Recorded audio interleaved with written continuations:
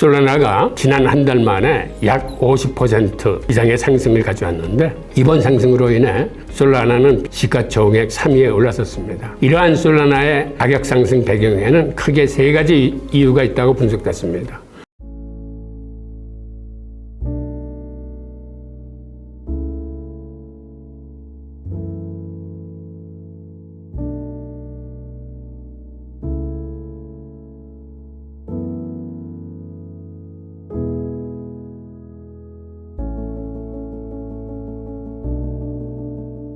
다음 소식입니다. 디파이 생태계에 RWA가 접목되고 있습니다. 그래서 영향력이 앞으로 더 커질 것이라는 이런 전망이 나왔습니다. 탈중앙화 금융, 즉 디파이 플랫폼들이 토큰 가격 하락으로 서비스 지속성이 저하되는 문제를 해결하기 위해 최근 실물 자산을 암호화폐 시장에 접목하고 있다는 분석이 나왔습니다. 디스프레드 리서치 팀은 지속 가능한 일드 파밍을 위한 여정이라는 보고서를 통해 최근 실물 연계 자산, 즉 WA가 화두가 된 배경을 진단했습니다. 보고서에 따르면 최근 들어 디파이 플랫폼들을 이용자에게 이익을 분배하기 위한 수단으로 유동성 채굴, 리얼 일드 등을 디파이 생태계 밖에서 유동성을 끌어오는 방안에 주목하고 있습니다. 대표적으로 RWA를 담보로 삼거나 다른 중앙화 거래소의 유동성에 예치된 자산을 활용하는 등의 방법이 이에 해당합니다. 여기서 RWA는 토큰화된 현실 자산, 신용 보증 무담보, 토큰 랜딩 등을 포함해 전통 금융상품을 온체인상의 자산으로 이용하는 기술을 의미합니다. 2020년 6월 랜딩 프로토콜 컴파운드도 거버넌스 토큰을 발행해 이를 유동성 공급자와 대출자에게 분배하는 것을 시작으로 아베, 유니스왑 등이 자체 토큰을 별도의 이자로 지급하는 유동성 채굴을 도입하며 디파이의 확산세를 이끌었습니다. 하지만 유동성 채굴 전략은 디파이 자체 토큰의 매수 요인 부재와 토큰 가격 하락으로 인한 유동성 채굴 이자율 감소 등의 한계를 안고 있었습니다. 이에 따라 디파이 시장의 유동성 유입이 감소하던 중 지난 2022년 테라 루나 사태가 발생하면서 본격적인 하락 국면에 접어들었습니다. 이에 디파이 플랫폼들은 토큰 경제를 활용한 유동성 확보와 지속가능한 수익 제공이라는 두 가지 목표를 다잡기 위한 방향으로 RWA와 베이시스 트레이딩에 지금은 집중하고 있습니다. RWA 대표주자인 메이커다오는 지난 2022년 자체 스테이블 코인 다이의 안정성을 보장하기 위해 이더리움에 편중되어 있던 다이의 담보자산에 RWA를 포함하자는 엔드게임 계획을 제안했습니다. 이후 메이커다오가 미국 단기국채, 부동산 담보대출, 토큰화된 부동산 및 신용담보자산 등 다양한 RWA를 자산으로 편입한 결과 지난해에는 메이커다오의 RWA 담보자산은 전체 메이커다오의 수익의 약 70%를 차지했습니다. 김병준 디스프레드 리서치는 많은 전통 금융기관이 RWA 산업에 진출하고 있으며 베이시스 트레이딩 모델이 아직 도입 초기인 점을 감안할 때 두 모델의 영향력은 앞으로 더욱 커질 것이라고 전망을 했습니다. 앞으로는 사용자 친화적인 랩의 등장으로 인해 증가한 블록체인 트래픽과 수수료를 활용해 높은 수준의 이자를 창출하는 모델들이 나타날 것으로 전망을 했습니다. 이 그래프가 메이커다오의 프로토콜 수익률인데 지난해 이후에 RWA 자산들이 담보에 들어옴으로써 지금 수익을 굉장히 높이고 있는 상황을 보여주고 있습니다. 즉 앞으로 디파이 생태계에 RWA 자산이 담보화되면서 앞으로 디파이 생태계에는 수익이 지금보다는 좋아지면서 굉장히 활성화될 것으로 전망됩니다. 다음 소식입니다.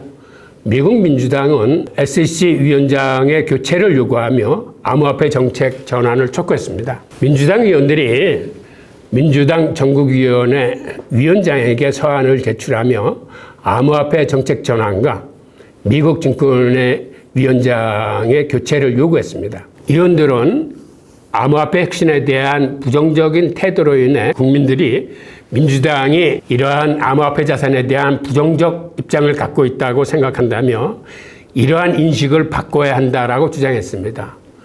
즉, 의원들도 이제는 암호화폐 투자자들의 표심을 의심해서 민주당이 공화당하고 차별돼서 이런 암호화폐 정책에서 완전히 소외되지 않도록 민주당도 나름대로 암호화폐에 대한 긍정적인 지원 정책을 내놓아야 한다는 그런 의견들입니다. 따라서 민주당 의원들은 이번 서한에서 위원장 교체 이외에 다음과 같은 4가지를 더 요구를 했습니다. 4가지가 뭐냐 하면 디지털 자산을 지지하는 문구를 게시하자. 디지털 자산 정책에 익숙한 부통령 후보를 선택하자. 그 다음에 혁신의 긍정적인 위원장을 발탁하자. 디지털 자산업계의 전문가들과 협력하자라는 4가지 안을 더 요구한 것으로 발표됐습니다. 다음 소식입니다. 솔라나 가격이 상승하는 3가지 이유가 분석됐습니다. 솔라나가 지난 한 달 만에 약 50% 이상의 상승을 가져왔는데 이번 상승으로 인해 솔라나는 BNB를 제치고 시가총액 3위에 올라섰습니다. 이러한 솔라나의 가격 상승 배경에는 크게 3가지 이유가 있다고 분석됐습니다.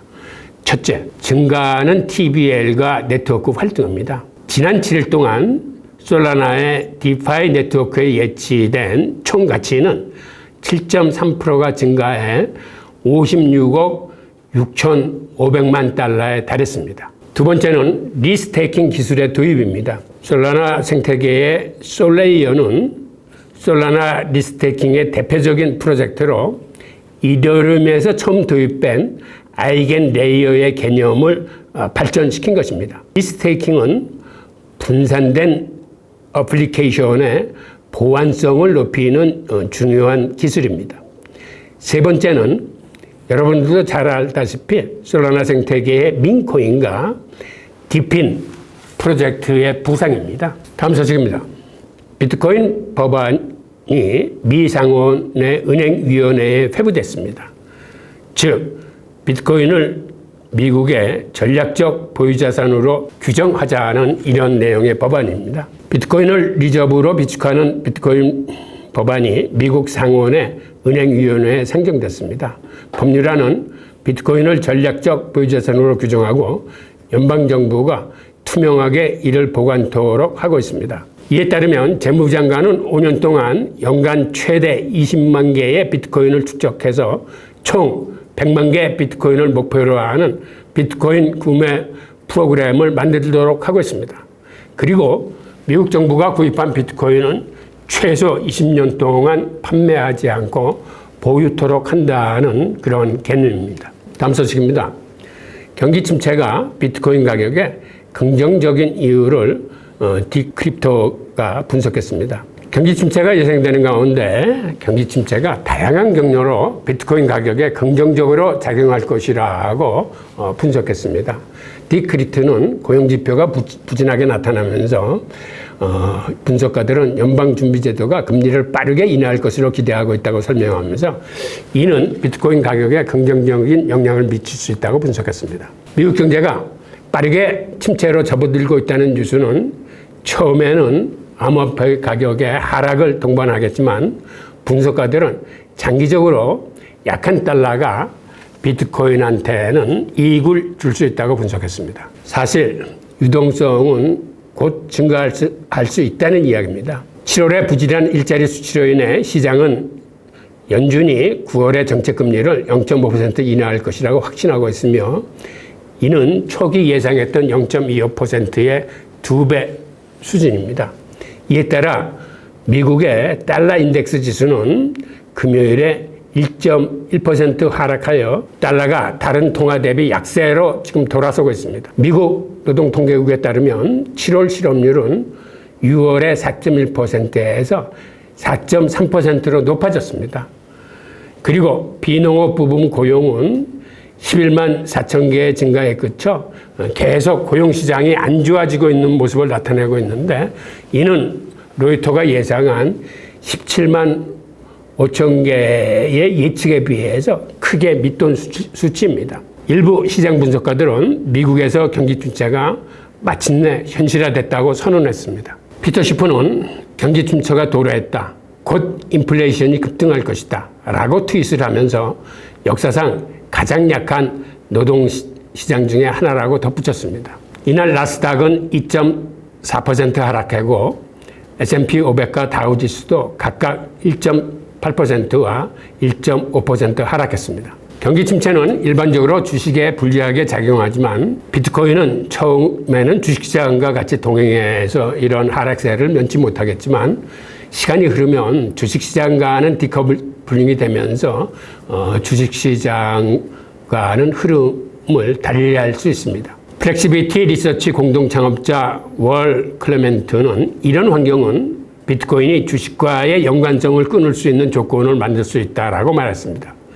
그는 비트코인 가격은 순전히 유동성에 묶여 있다고 주장을 했습니다. 그리고 코인세어스의 연구 책임자 제임스 버터필도 이러한 평가에 동의를 하면서 비록 경기 침체의 초기 가격은 암호화폐도 타격을 받겠지만 비트코인이 장기적으로는 다른 위험자산과의 연관성이 줄어들 것으로 보고 있습니다. 버터필은 초기 비트코인 가격 반응은 다른 위험자산과 일치하지만 이것이 장기적으로 계속될 것 같지는 않다라고 말하면서 그는 낮은 소비자 수요로 인해 기업 마진이 압박을 받으면 비트코인 가격이 주식과 차별화할 가능성이 있다라고 덧붙였습니다. 그러나 페드가 공격적인 50베이스 포인트의 인하를 체득하기 위해서는 앞으로 더 약한 PMI 수치, 낮은 CPI, 그리고 또 다른 부진한 일자리 보고서가 필요하다라고 말했습니다.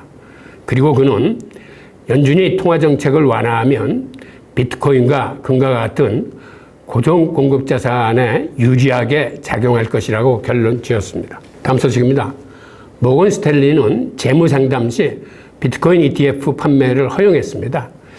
이것이 대형 은행 중에서는 최초로 시행한 겁니다. 모건 스탠리는 소속 상담사들에게 고객들에게 비트코인 ETF를 소개하고 투자하도록 권유할 수 있다고 하면서 월가 은행들 중에서는 최초로 모건 스탠리가 시행을 한 것입니다. 모건 스탠리는 8월 7일부터 그들이 보유하고 있는 약 15,000명의 상담사들에게 비트코인 ETF를 판매해도 좋다라고 했다고 CNBC가 보도를 했습니다. 하지만 대상 ETF는 블랙록의 iShares하고 피델리티의 와이즈 비트코인 펀드 두 종류로 국한시켰습니다. 그리고 이들을 일반 개인들한테 권유하는 게 아니라 순자산 150만 달러 이상을 보유하고 있는 개인들로서 공격적인 위험 허용도를 갖고 있는 고객들에게만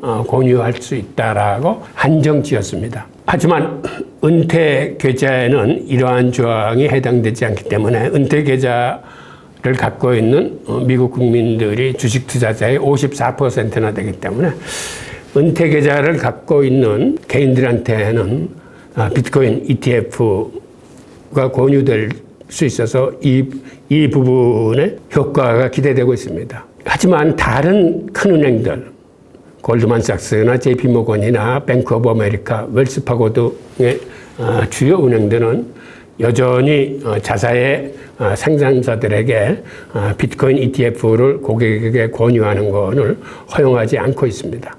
이제 모건 스탠리가 첫 출발을 뚫었기 때문에 앞으로 다른 대형 은행들도 모건 스탠리를 뒤쫓아서 재무 상담 시에 비트코인 ETF 판매를 허용할 것으로 전망됩니다. 다음 소식입니다. 트럼프가 비트코인으로 국가부채를 상환하는 것을 제안했습니다. 트럼프 후보는 폭스 비즈니스의 인터뷰에서 국가부채를 비트코인으로 상환하는 방안을 제안했는데 아마도 우리는 조금의 암호화폐 수요를 건네주고 35조 달러에 달하는 막대한 부채를 갚을 수 있을 것이라고 그는 이야기했습니다. 트럼프 후보는 이번 유세 과정에서 본인이 암호화폐 대통령이라고 하면서 앞으로 비트코인을 전폭적으로 지지하겠다고 말한 바 있습니다. 그는 비트코인 컨퍼런스에서도 앞으로 미국을 비트코인 초강대국으로 만들겠다는 비전을 제시했는데 이번에는 비트코인을 국가부채 상환 용도로 쓰자라고 제안을 하면서 상당히 색다른 제안이자 이로 인해서 비트코인이 미국의 전략적 국가자산으로 갈 수 있는 길에 대한 한 걸음 진보된 의견이라고 생각됩니다. 자, 다음 소식입니다. 암호화폐 폭락의 6가지 이유가 LCA 임원이 분석을 했습니다. 그 내용을 한번 들여다보겠습니다. 첫 번째는 매크로 변수입니다. 금요일 고용지표는 단기 매도 신호로 작용했으며 미 국채 10년물 금리가 40비나 하락을 했고 동시에 경기 침체를 우려한 원유 가격이 폭락하고 주식시장도 급락을 했습니다. 두 번째 요인은 점프 트레이딩의 매각입니다. 점프 트레이딩이 지갑에 보유 중인 이더리움 5억 5천만 달러 상당 중 5억 1천만 달러 상당하는 이더리움을 거래소로 옮겼습니다. 이것이 암호화폐 시장을 급냉시킨 요인 중에 하나가 됐습니다. 세 번째는 ETF의 유출입니다. 비트코인 ETF에서 금요일에 2억 3,700만 달러의 순유출이 발생했습니다. 이러한 순유출은 최근 들어서 가장 많은 금액으로 지금 시장이 굉장히 공포에 질리면서 포워드 물량을 쏟아내고 있는 것으로 보입니다. 네 번째 요인은 카말라 해리스의 지지율 상승입니다. 즉 시장은 트럼프의 승리가 암호화폐에 좋은 뉴스인데 카말라 해리스의 지지율이 트럼프의 지지율을 약간 상회하는 소식이 들림으로써 시장이 이 소식은 암호화폐에 좋지 않은 뉴스로 받아들이고 있습니다.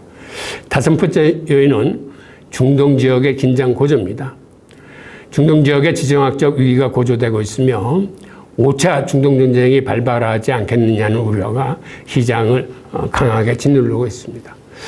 여섯 번째는 공급 문제로 마운트 곡스의 채권 배분이 끝나자 이번에는 제네시스가 채권자들에게 15억 달러 상당의 암호화폐를 나누어주고 있습니다. 이 뉴스가 시장을 또한 부정적으로 누르고 있는 소식입니다. 이렇게 말씀드린 6가지 주요 요인이 현재의 암호화폐 시장을 짓누르고 있는 요인입니다. 지금의 상황은 쉽게 반전될 수 있는 상황으로 보이지는 않고 있습니다.